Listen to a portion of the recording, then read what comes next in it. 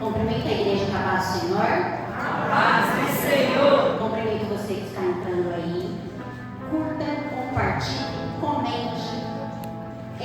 Uma mensagem, é um canal direcionado por Deus, onde tem palavras de Deus, onde tem louvores, momentos de culto. Se inscreve, ofereça para outros amigos. Nós estamos no início de uma temporada de equilíbrio e transformação. Na segunda carta de Timóteo, a partir do verso 1, eu vou estar lendo. Paulo, apóstolo de Cristo Jesus, pela vontade de Deus, segundo a promessa da vida que está em Cristo Jesus.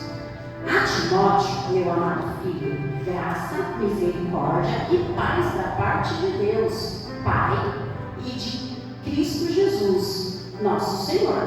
3. Dou graça a Deus, a quem sirvo com consciência limpa, como servir os meus antepassados, ao lembrar-se constantemente de você, noite e dia, em minhas orações. Lembro-me das suas lágrimas e desejo vê-lo, para que a minha alegria seja completa. 5. Recordo-me da sua fé não fingida, que primeiro habitou em sua avó, Lóide, e em sua mãe, Eunice, e estou convencido que também habita em você. Por essa razão, torno a lembrá-lo de que mantenha viva a chama do dom de Deus que está em você mediante a imposição de minhas mãos. 7. O tema: pois Deus não nos deu espírito de covardia, mas de poder, de amor e de equilíbrio. E eu queria que a igreja repetisse comigo esse versículo 7. Pois Deus não nos deu espírito de covardia, mas de poder, de amor e de equilíbrio. Amém.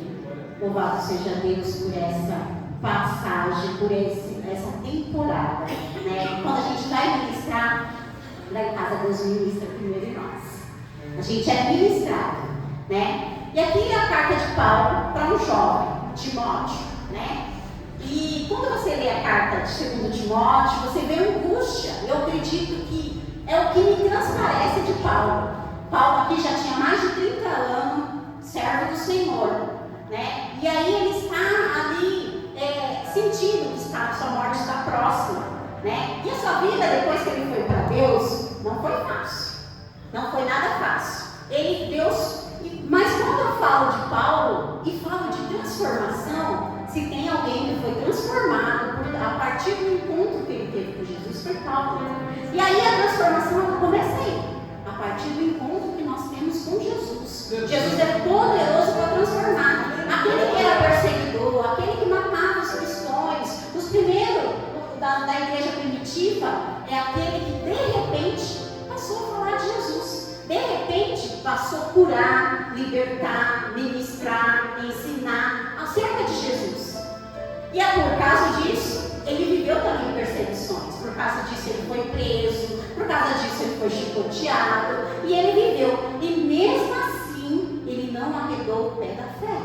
Ele entendeu, ele era convicto que Jesus existia, porque ele teve um encontro com Jesus. Então aqui, já de início, a primeira coisa que nós precisamos entender, para a gente não ficar vacilando, uma hora estou quente, uma hora estou frio, uma hora estou morto, uma hora estou frio, é ter um encontro com Deus, ser convicto que Jesus existe, vive, reina e virá buscar a igreja.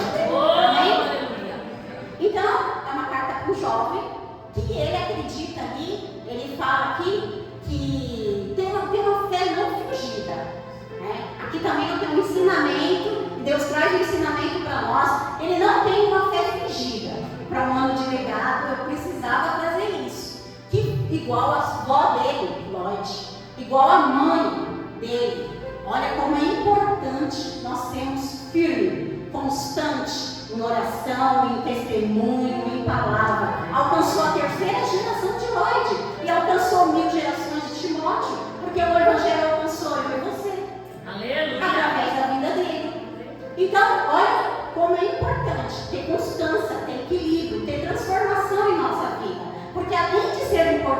para nós, alcança gerações.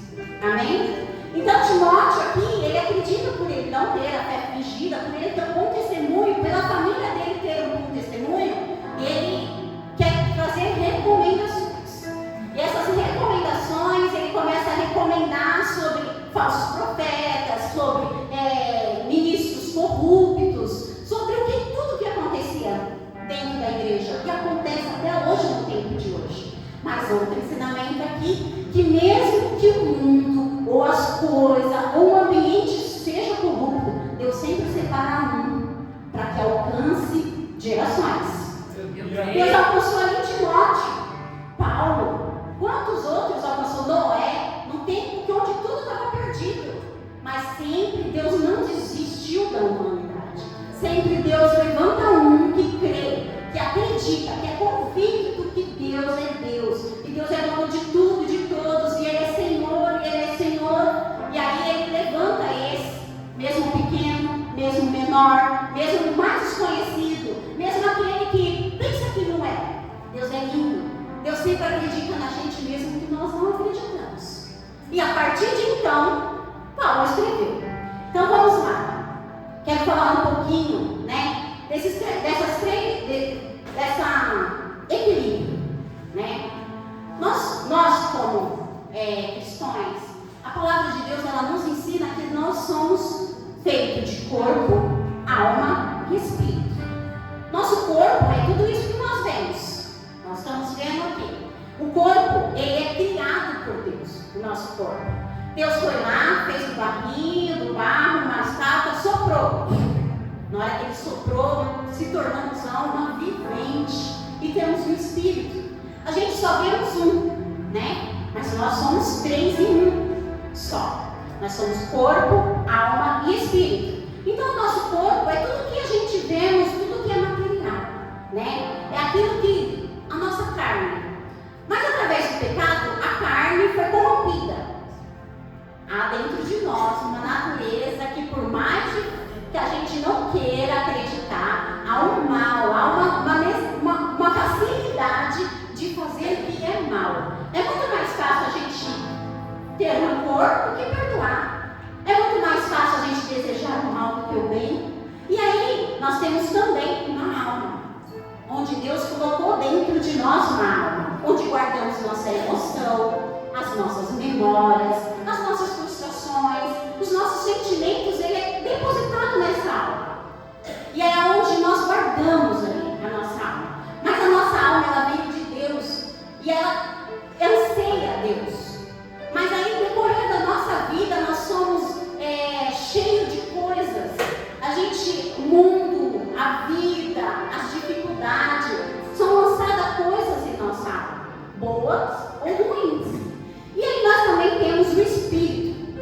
E esse é o ponto-chave. O Espírito é quem equilibra a carne e a alma.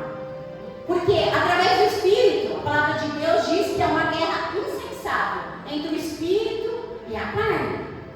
Porque dentro de nós há uma alma, maldade, uma natureza adâmica, porém, Deus nos deu um Espírito.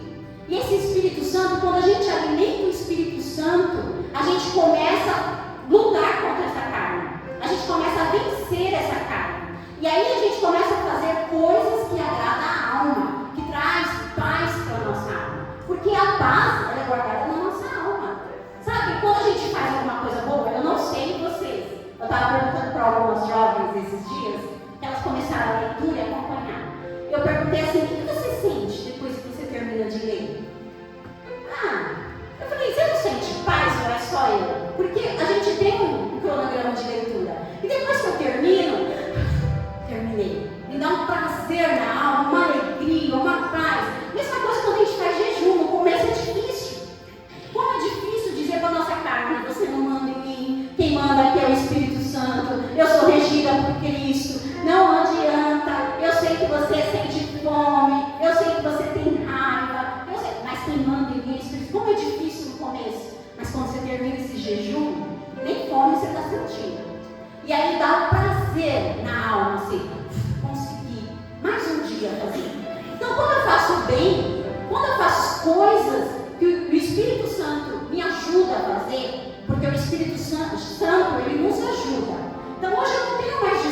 dizer, a carne é fraca. O Espírito é forte. E Deus deixou o Espírito para nós. E Ele é forte para combater esse desejo ruim. E aí a gente, automaticamente, quando você faz alguma coisa boa, daquela paz, fiz alguma coisa boa. Quando você faz alguma coisa ruim, você alimentou a carne, daquele prazer. Porque as coisas da carne, aparentemente, é prazer. Mas há uma diferença entre alimentar, entre trazer prazer para a carne ou trazer paz para a alma. A alma me traz paz. Paz de quê? Que eu fiz o certo, que Deus se agradou, que Deus aceitou aquilo que eu fiz. O que eu faço para a carne me dá o quê? Prazer. E prazer é momentâneo. E o que eu alimento a minha alma é eterno. E aqui nós, como cristãos, a gente precisa se apegar no que é eterno. Porque a nossa alma é eterna. Nós achamos que a gente está limitado a só pegar momentos, as emoções. Tudo isso é passageiro. A nossa alma não. A nossa alma vai para sempre. E ela vai voltar para onde? Para onde eu escolher. Você que escolhe. Não é Deus. Não é o diabo. Quem escolhe para onde vai sua alma? Você. Porque a vida é feita de escolhas. E a escolha há consequência. E a consequência daquele que obedece somente à carne é o inferno. E a consequência daquele que renuncia à carne, que alimenta o espírito e vence mais um dia e acorda. Hoje eu não acordei bem, mas eu vou louvar. Aí eu venci mais um dia. Hoje eu não acordei bem, mas eu vou ouvir uma pregação. Eu venci mais um dia. Hoje eu não acordei bem. Porque a gente não acorda bem todos os dias. A gente tem aflições, a gente tem perseguições, a gente tem momentos difíceis, a gente tem perca, a gente tem tristeza, a gente somos traídos. Mas tem um que nos deixou um exemplo, que passou por tudo isso, mas venceu. Aleluia. E é esse que venceu que nos ensinou que nós podemos vencer a nossa carne. Aleluia. Então, aqui, né, a carne nos traz prazer, é momentâneo. Tudo que é momentâneo e é prazeroso nos leva à morte. A alma, o espírito, toda vez que eu faço algo e alimento o meu espírito, me traz paz. Onde alimenta a minha alma e me equilibra. Onde é entre a carne e as minhas emoções, entre o que Deus quer para mim, entre o que é melhor, entre a vontade de Deus, que ela é boa, perfeita e agradável. É isso. Agora vamos falar sobre transformação. O que é transformação? É um processo de mudança pessoal e espiritual que envolve a renovação da mente. É uma mudança, é uma transformação. Aqui trazendo a vida de Paulo. Paulo é como se a vida da gente aqui é o centro. Nós estamos aqui. Aqui nos leva para a perdição e aqui nos leva para Deus. Aqui reina Satanás, aqui reina Deus. Paulo estava ao contrário, caminhando aqui. Ele teve um encontro com Deus e ele se converteu. Conversão é isso. A gente fazer o que a gente fazia não nos cabe mais fazer. O que a gente gostava não nos cabe mais gostar. O que a gente falava não nos cabe mais falar. Isso é a transformação. E a gente entende que quando Paulo foi transformado, eu já falei aqui, foi através do encontro que ele teve com Jesus. Ele era conhecedor da palavra, mas ele não conhecia o Criador da palavra. Essa é a grande diferença. Porque se a gente só conhecer a palavra, a gente vai conhecer Deus de ouvir falar. E Deus não quer que conhecemos Ele só de ouvir falar. Deus quer que tenhamos experiência com Ele. Deus quer que nós conhecemos o poder que Ele tem sobre a nossa vida. Deus quer que conheçamos o poder dos milagres que Ele pode fazer. Glória a Deus. Então, como que a gente alcança isso? Oração, jejum, comunhão na igreja. Está sendo muito ministrado e está sendo muito... Eu percebo que as pessoas estão achando que não precisa mais vir para a igreja. As pessoas acham que fazer um devocional, ouvir uma pregação, isso também é importante, eu não desmereço. Mas a palavra de Deus diz que o Senhor vai vir buscar a igreja. E a igreja é o quê? O corpo de Cristo. Ele é o cabeça, nós somos corpo. Se você é um membro e esse membro não está junto quando ele vem buscar, para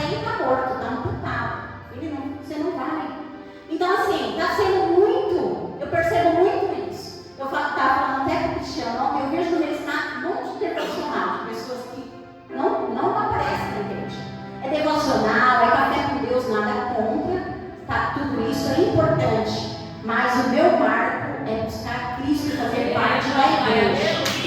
O que vai fazer eu ir é ter comunhão com a igreja, é suportar o meu irmão que está do meu lado, é vencer as minhas emoções, é mudar de dentro para fora. Ok, então, como dizia Paulo em 2 Coríntios 5:17, que nós somos nova criatura, as coisas passadas não vêm mais, eis que faz tudo novo. E é assim que é a transformação. O que motiva essa transformação? A fé em Jesus Cristo. A única coisa que nos motiva a essa transformação, como Paulo, ele teve fé, ele teve um encontro. E era isso que motivava ele mesmo na prisão, era isso que motivava ele mesmo ser chicoteado, era isso que motivava ele mesmo pela morte. Ele falava que sim, que se ele morrer é lucro, mas se ele viver, ele ainda vai continuar falando de Cristo. Aleluia! E isso motivava ele. E é exatamente isso que precisa nos motivar. Por quê? Porque nós temos que estar convicto dentro de nós que Jesus largou seu trono, ele veio para uma terra fazer carne, igual a mim e a você, ter as mesmas dores, o cansaço, tudo que nós sentimos. Jesus Cristo se limitou a sentir, porque ele era Deus, ele veio com forma de carne, mas ele não usurpou o poder dele de ser Deus aqui na terra, a não ser que fosse para fazer por outros. Mas para ele, no meio do deserto, ele não se limitou. No meio da angústia de ser largado sozinho, de ser negado, ele não se limitou, ele sentiu, e ele demonstrou que ele sentiu. Então, e assim, o que motiva? Saber que além dele vir, deixou exemplo para nós, e aí ele morreu. No terceiro dia ele ressuscitou e virá buscar a igreja. Se a gente não entender que um dia ele irá buscar a igreja, porque são um tripé, ele veio, viveu no meio de nós, da humanidade, se fez, ele morreu no terceiro dia, ressuscitou, e ele vai voltar para buscar a igreja.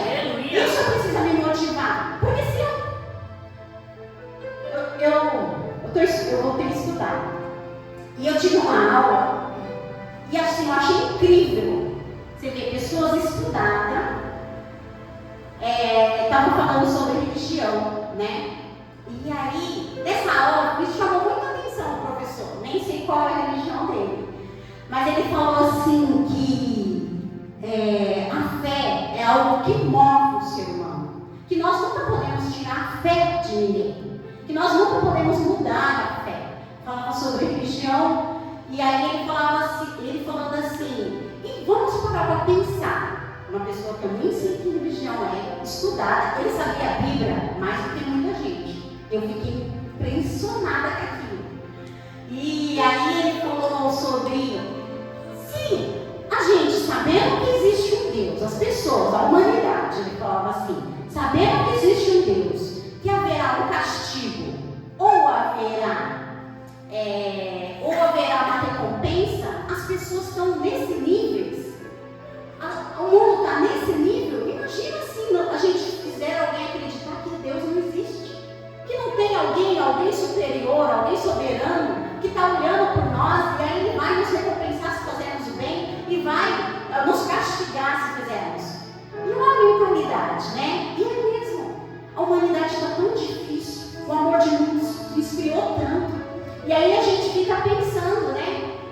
A gente tem Deus, todo mundo sabe, até o ateu, na hora que aperta, se Deus quiser, na hora que ele quer alguma coisa, na hora que as pessoas pedem oração, até o ateu, ele sabe que existe um Deus, sabe que existe um Criador, e as coisas estão assim, dessa maneira. Às vezes as pessoas querem negar que existe Deus porque não quer disciplina, porque não quer rotina, porque não quer crer que tem um soberano acima dele, que é alguém que movimenta todas as coisas. As religiões, cada um quer acreditar numa coisa. Um acredita na mãe natureza, mas quem rege a natureza? Outros acreditam em estátuas, e assim. Mas Deus é Deus, Ele é acima de tudo, Ele é acima de todas as coisas. E isso é que sustenta a nossa fé. É a gente crer que um dia Ele vai buscar gente não vai ter transformação. A gente vai pensar, transformar para quê? Se tem tanta... tem hora que não dá a impressão que tem tanta gente fazendo coisa errada, parece que as coisas não dando certo, e a gente está ali tentando fazer as coisas certas, a coisa aperta daqui, aperta dali, você perde daqui, perde dali, aí você fala, não, mas eu tenho uma recompensa que é no céu. Achei um momento de recompensa. O 3, como isso acontece, essa transformação? De dentro para fora, como diz em João 3,30, é que ele cresça e eu diminua. E como que ele faz para ele crescer? Eu preciso entrar, eu preciso ler, eu preciso obedecer aquilo que ele nos coloca. Tudo aquilo que eles colocam dentro de nós, que Deus ensina aqui na palavra, é tudo para o nosso bem, é para o bem da humanidade. Se Deus, eu fico pensando, as pessoas têm uma dificuldade, eu fico pensando, se Deus fala para não adulterar, peraí, é errado? Isso, as pessoas querem dizer como se fosse errado. Deus te deu uma família, você tem que dar valor à sua mulher, ao seu marido, aos seus filhos. Quando Deus fala para não matar, errado. Quem dono da vida e da morte é Deus, não somos nós que temos que tirar a vida de alguém. Quando Deus fala para a gente não roubar, Deus está falando errado? Se você parar para pensar, todos os mandamentos e tudo que Deus ordena na palavra dele é para o nosso bem, é para a nossa melhoria, é para nós sermos a nossa melhor versão. Então nós precisamos, e às vezes a gente não queremos se render a isso. Nós queremos fazer a nossa própria Bíblia, nós queremos essa parte A, eu consigo, mas a B, não, isso aqui não é para mim não. A gente tem que comer de Gênesis e Apocalipse, todos os dias. Se tiver Gênesis, Apocalipse, Timóteo, onde tiver, a gente tem que aceitar e receber aquilo para nós. Dentro do nosso ser, na tábua do nosso coração. Para quê? Para que sejamos modificados, para que sejamos transformados, para que sejamos equilibrados. Então a gente precisa crescer, esperar que Deus cresça. E Deus só cresce em mim se eu diminuir. O que é? O que tem de grande ali em você? O egoísmo? Natureza, a natureza adâmica nossa. O que é que falta aí? Tirar de você o rancor, a raiva, a mágoa de 1980. O que é? Porque Deus não enche vaso cheio. Deus só nos enche quando nós se esvaziamos. Nós precisamos se esvaziar de nós, dos nossos achismos, nossa incerteza que achamos que é certeza. Para quê? Para que Deus nos encha e nos transforme de dentro para fora. Como diz em João, como isso acontece, né? Eu estou nessa parte. Como diz em João 14:21, diz assim: quem tem os meus mandamentos e obedece, esse é o que me ama. Aquele que me ama será amado pelo meu Pai. E eu também o amarei e me revelarei para ele. A transformação ela só acontece se nós obedecermos a palavra. Se nós não obedecemos a palavra, como está no versículo que eu acabei de ler, nós não amamos aquele que morreu por nós. Se a gente não obedecer, é fingida a nossa fé, é fingido o nosso amor. A gente precisa entender que nós precisamos o quê? Amar, obedecer e provar que amamos a Deus. Porque o que Ele quer para nós é maravilhosamente bom. A vontade do Senhor é boa, perfeita e agradável para nossas vidas. Desvio disso é procedência do maligno. Se a gente desviar disso, do que Deus quer para nós, não é procedência do maligno. Então nós precisamos querer essa vontade de Deus que é boa, perfeita e agradável. Isso como? Obedecendo diariamente. E até quando? Até que Ele venha. Aleluia. Até que Ele venha, porque a gente acha, eu vou obedecer um pouquinho. Eu não sei os irmãos, mas quando eu penso, agora eu já estou curada. Agora aqui essa parte eu já aprendi. Deus vem, me mostra que tem mais coisa para tirar de mim. Mais coisa. As pessoas, falam que vão para Jesus para receber. Eu recebi a salvação de Cristo, sim. mas o resto só tirou de mim, tirou meu egoísmo, tirou o meu sede de vingança, tirou as minhas mágoas, tirou tudo de mim, tudo. E quando eu penso, já tirou? Não, tem mais agora, tem mais para tirar. E eu fico às vezes até com vergonha de Deus. Eu fico, nossa Deus, eu pensei que eu estava bem. Não, a gente só vai estar bom quando o nosso corpo subir incorruptível. Só neste momento que nós vamos estar bom. Quanto isso, nós precisamos buscar transformação de Deus. E a partir de então, que eu me transformei a um equilíbrio. Porque quando a gente vai para Deus, eu não sei se todos têm essa sensação, parece que tudo ficou bagunçado. É Jesus levantando o tapete, tirando os carrapichos, tirando a sujeira escondida, tirando aquele pecado oculto que só você sabe. Então Deus vai, sabe quando a gente limpa a casa, a gente põe tudo para cima naquela bagunça, mas depois quando a gente assenta tudo, o cheirinho bom, é Jesus na nossa vida. E Ele vai nos dando equilíbrio, porque através de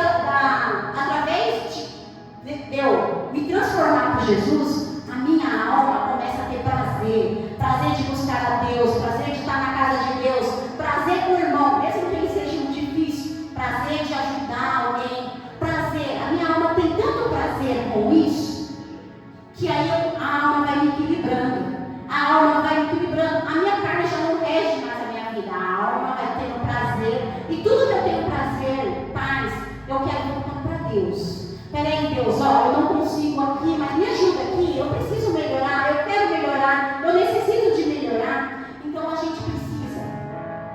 E o poder?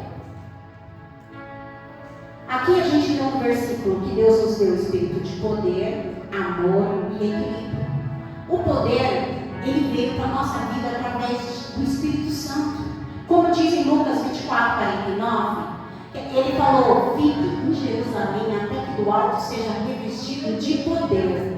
Esse é o poder de quando eu falo eu não consigo, mas peraí, tem um que consegue. Espírito Santo, me ajuda. Espírito Santo, eu ainda não tenho esse entendimento, me ajuda. Espírito Santo, eu estou com raiva dentro de mim, me ajuda a administrar tudo isso. Espírito Santo, eu não consigo. O Espírito Santo fala, você consegue, você recebeu poder, você tem poder, porque eu desci poder sobre a sua vida. O Espírito Santo te alcançou, a graça do Senhor te alcançou. Amor. Que amor? Amor do coraçãozinho? Não. Amor da humanidade?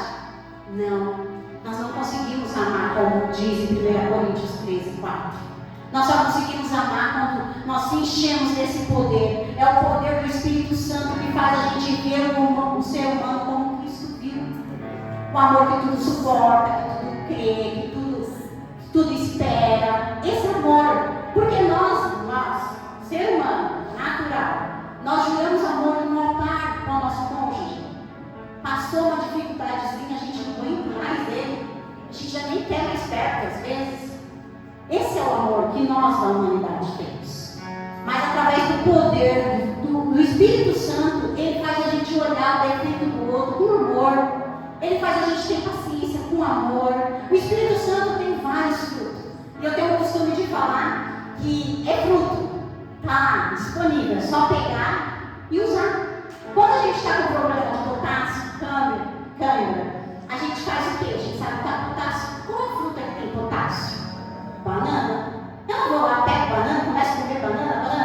Quem é o nervosinho precisa de mansidão. Vai lá, pega mansidão, vai lá, pega essa mansidão.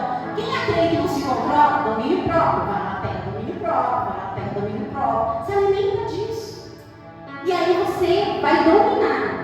Você vai ter poder para amar o outro. E o equilíbrio está no tripé. Corpo, alma e espírito. E quando eu sei se eu tenho ou não o equilíbrio? Quando o que você fala, o que você faz e o que você diz está junto. Eu falo, eu penso, eu falo e eu faço. É o tripé. Quando isso está certinho, olha, eu estou falando que eu amo, eu tenho a atitude que eu amo, e eu penso que eu amo, eu falo que eu amo e eu tenho a atitude que eu amo. Tripé, está em equilíbrio. Se um dos três não tiver, uma das três perninhas, o tripé ele cai. E é assim, o equilíbrio, eu só tenho certeza deste equilíbrio se os três andam juntos. Então eu preciso pensar, falar e agir igual. Aí eu estou equilibrado. E através disso, quando o meu corpo faz minhas atitudes, a minha alma pensa, né, onde eu guardo, e o meu espírito age. Isso está de acordo. Aí eu estou equilibrado no Senhor. E nós precisamos ter esse equilíbrio. Nós, como crente, nós já não somos mais a antiga criatura.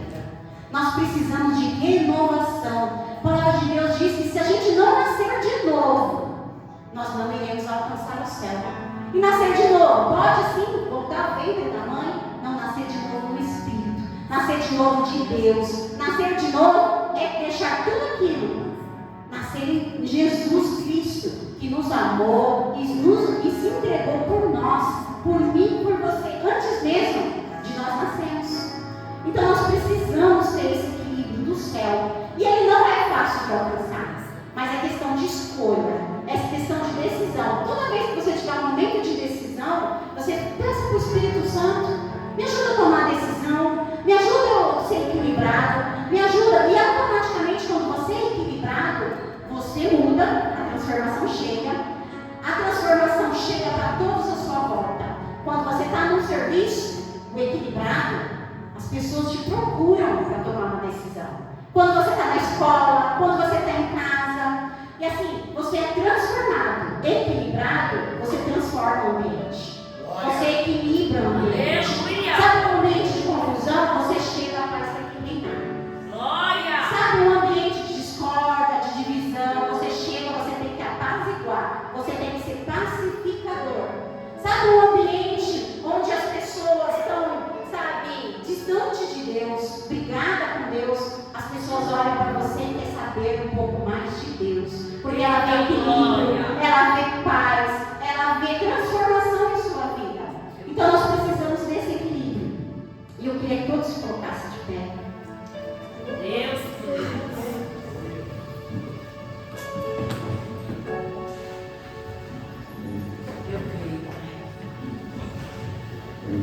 Há uma guerra aí entre a carne e o espírito, e ela é constante. Não, nenhum dia da sua vida você não vai ter essa guerra. E essa guerra é para te desequilibrar. E quem vai vencer?